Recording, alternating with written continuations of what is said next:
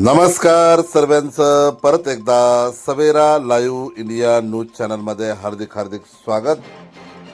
शिरडाणे येथील लग्नाचे वऱ्हाड तामसवाडी येथे जात असताना भीषण अपघात। तामसवाडी येथे लग्न कार्यासाठी जाणाऱ्या वऱ्हाडीच्या वाहनाला अपघात झाल्याची घटना आज दुपारी 2 वाजेच्या सुमारास घडली। या अपघातात 4 जण जागीच ठार झाले असून 12 जण जखमी झाले आहेत।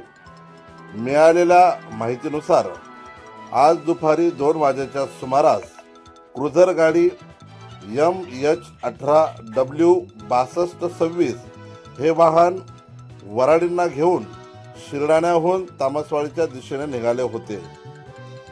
तामसवाडीला लग्न मंडपात पोहोचण्याआधीच त्यांच्या वाहनाला अक्कलपाळा जवळ असलेल्या पीरबाबा नदीत अपघात झाला।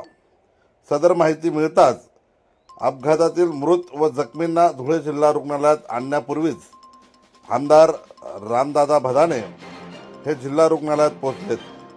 वैद्यकीय यंत्रणेशी चर्चा करून यंत्रणा सुसज्ज केली। जखमी दाखल होताच वैद्यकीय यंत्रणा वाऱ्याच्या वेगाने उपचाराला लागली। आमदार रामदादा भदाने त्या ठिकाणी थांबून होते, नातेवाईकांना दिलासा देत होते। वैद्यकीय उपचारासाठी आर्थिक मदत मिळवून देण्याचे असल्याचे सांगितले।